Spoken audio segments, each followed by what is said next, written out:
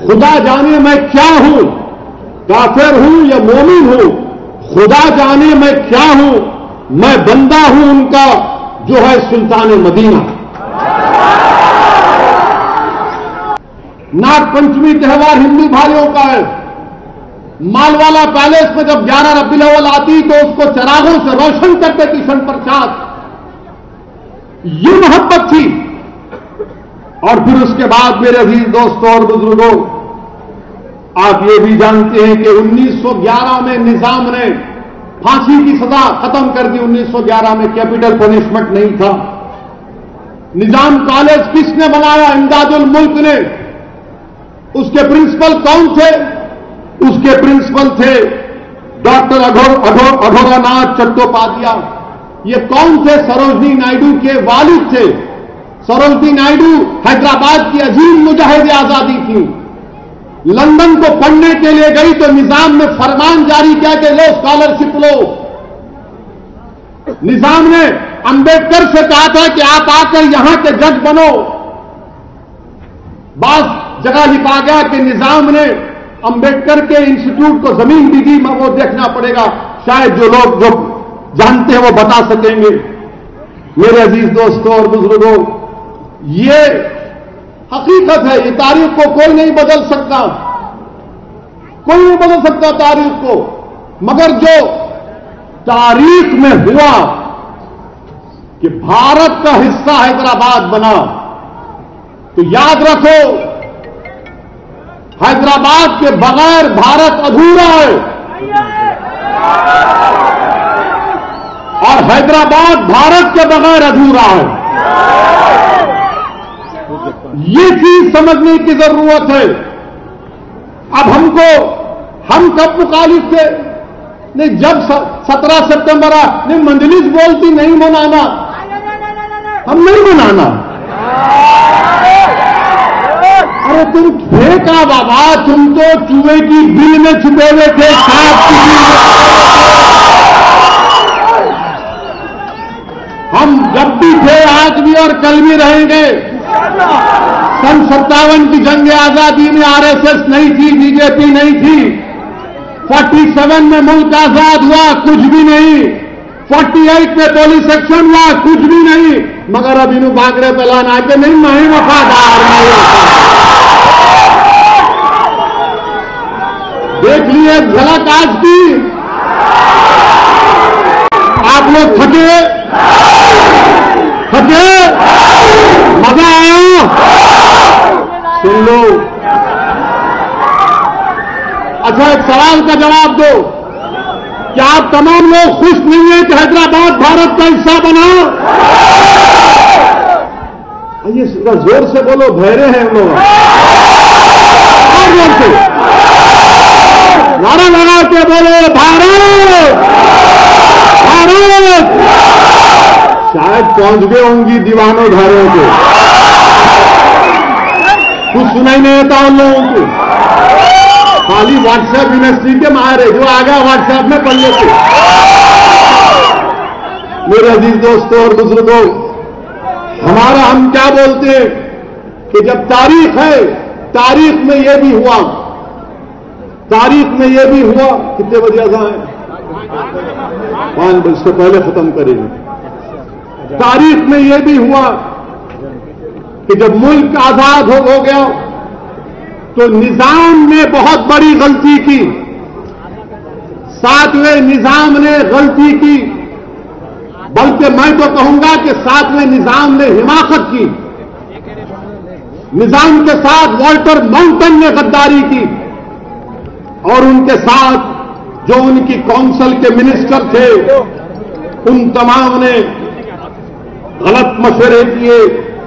मेरे अजीज दोस्तों और बुजुर्गों, निजाम को भारत में उस वक्त जो हुकूमत बनी आजादी के बाद, उस वक्त उनको एक एग्रीमेंट दिया गया था। 15 जून 1948 को एग्रीमेंट दिया गया था। उस एग्रीमेंट में निजाम को हैदराबाद की रियासत के लिए इतनी रियायतें दी गई थी।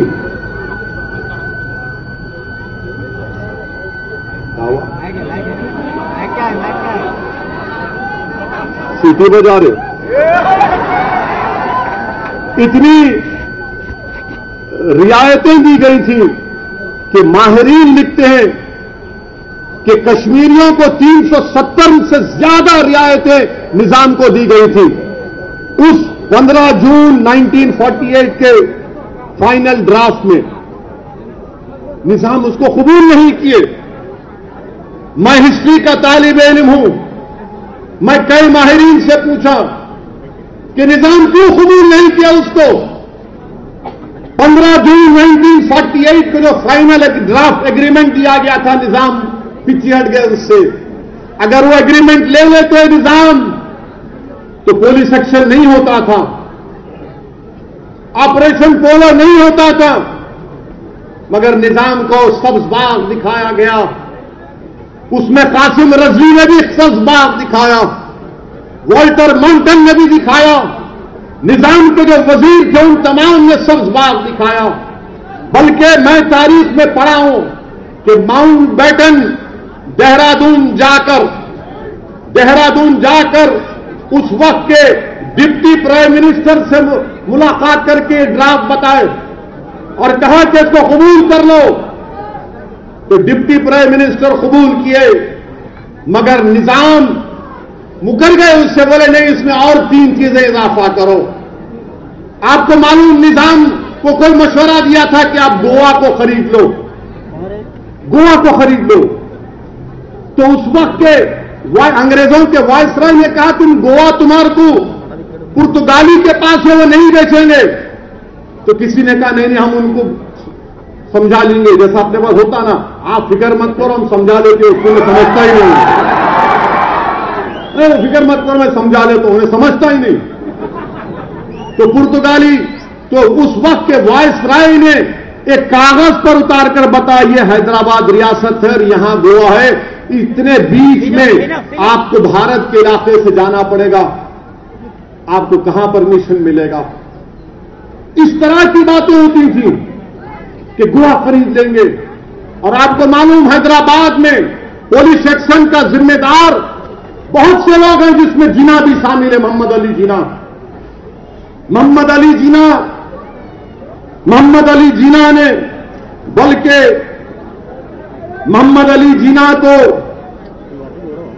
1 नवंबर 1947 को माउंट बैटन लाहौर गए और जाकर उनसे कहा कि जिना हैदराबाद, कश्मीर और जूनागढ़ में प्लेब्लिसाइट करा देंगे। तो जिना ने इनकार किया कि हैदराबाद, जूनागढ़, कश्मीर में प्लेब्लिसाइट कराएंगे। जिना ने इनकार कर दिया। जिना ने कहा कि मैं मंजूर नहीं करता हूं। जबकि जिना भोपाल के नवाब से कह दिए थे कि मैं आपकी मदद नहीं कर सकता। जब 4 अगस्त 47 को जिना दिल्ली से पाकिस्तान अब जा रहे थे, तो हैदराबाद की निजाम की काउंसिल ऑफ मिनिस्टर्स ने जाकर जिना से मिला। तो जिना ने क्या कहा मालूम उनको? उस्मान अली खान से कह दो कि वो शहीद हो जाएं, मर जाएं। इस तरह की बात जिना ने निजाम के ताल्लुक से कहा। निजाम के कहा कि आप निजाम से बोल दो कि अगर बंदूक में गोलियां नहीं है, जरूरत नहीं है, टैंक में पेट्रोल नहीं है, कोई जरूरत नहीं है, निजाम को बोलो शहीद हो जाओ। 1 करोड़ 60 लाख, 1 लाख मर रकबा मील पर की बड़ी रियासत के ताल्लुक से जिना ने यह कहा। जिना ये चाहते थे कि हमेशा हैदराबाद में गवाह होती रहे।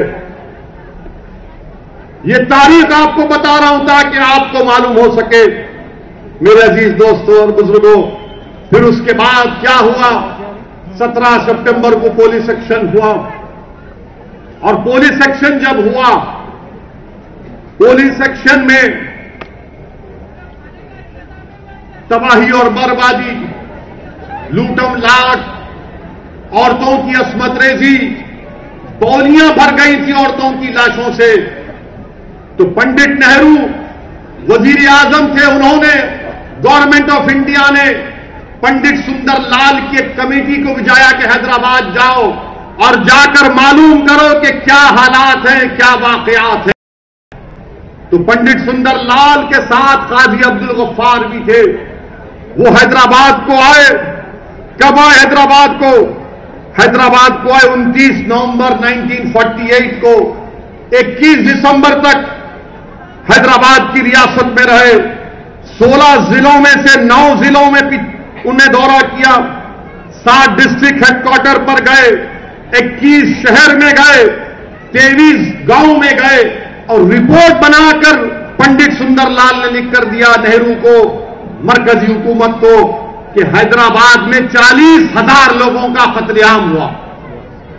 40,000 40,000 लोगों का कत्लेआम हुआ। हम यही बोलते हैं कि आप उस रिपोर्ट को बताओ, मान लो उसको। ये मेरी रिपोर्ट नहीं थी, ये निजाम की भी रिपोर्ट नहीं थी, ये तो नेहरू ने पंडित सुंदरलाल को भिजाया था और उस रिपोर्ट में लिखा गया था कि बौलियां भर गई थी। एक बौली से तो बच्चों, जब लाशें निकाली गई तो बुरखे में एक औरत है और उसके सीने से लगा हुआ उसके बेटे की लाश भी निकली। ये तारीख है, इसको कोई डिनाई नहीं कर सकता। आप मानो पंडित सुंदरलाल की रिपोर्ट को। मैंने पढ़ा पंडित सुंदरलाल की रिपोर्ट को। नेहरू मेमोरियल में दिल्ली में आज भी चले जाओ, रिपोर्ट आपको मिल जाएगी। बताओ भाजपा वालों, क्या तुम मानोगे इस रिपोर्ट को?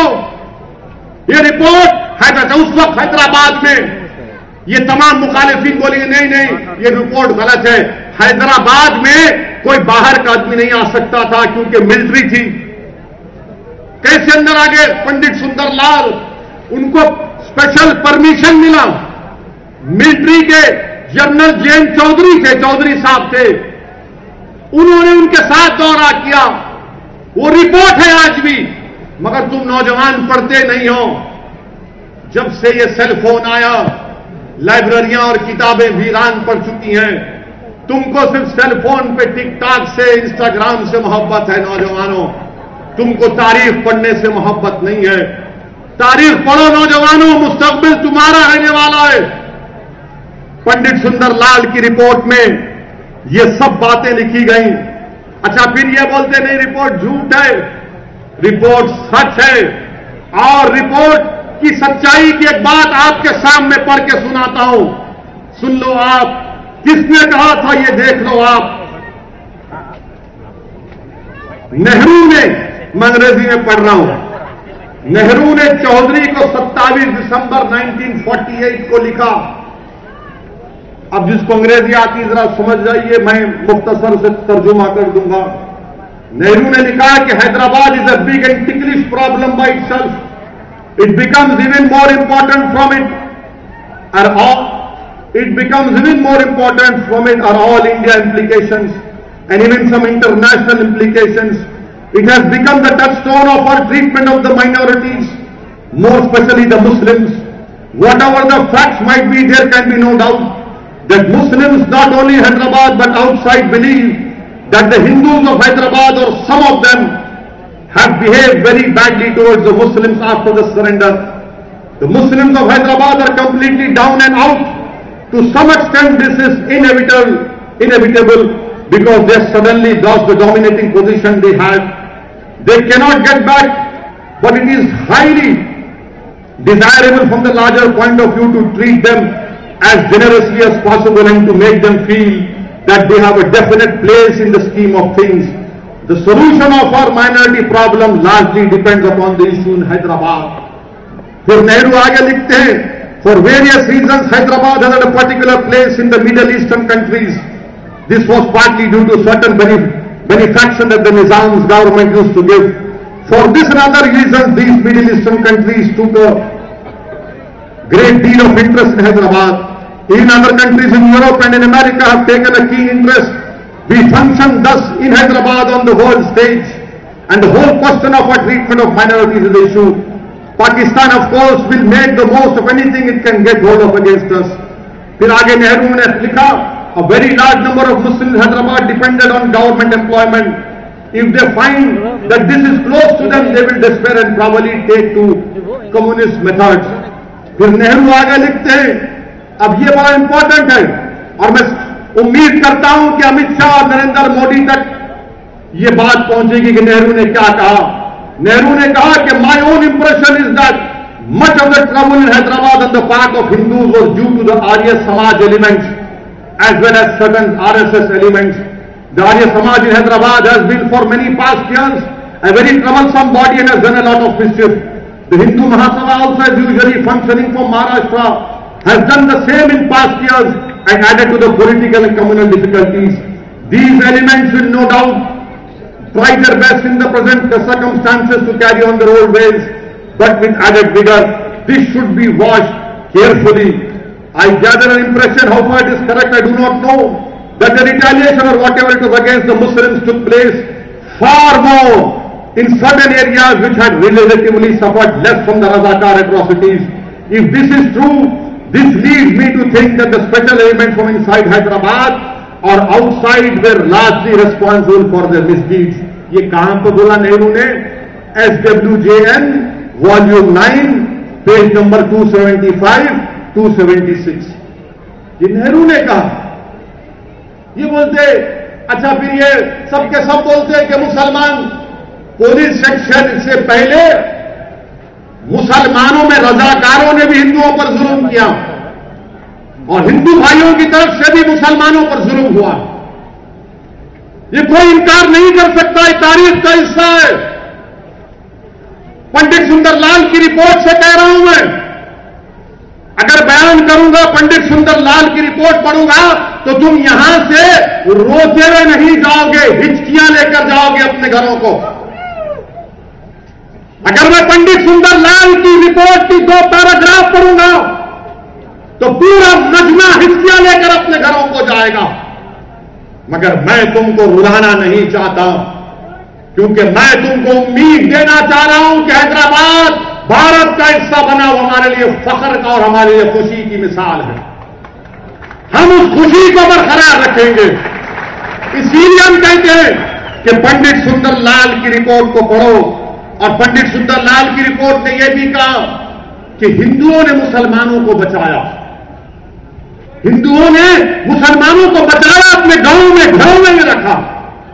मेरे अजीज दोस्तों और बुजुर्गों, वो मिसाल हमको पेश करना है।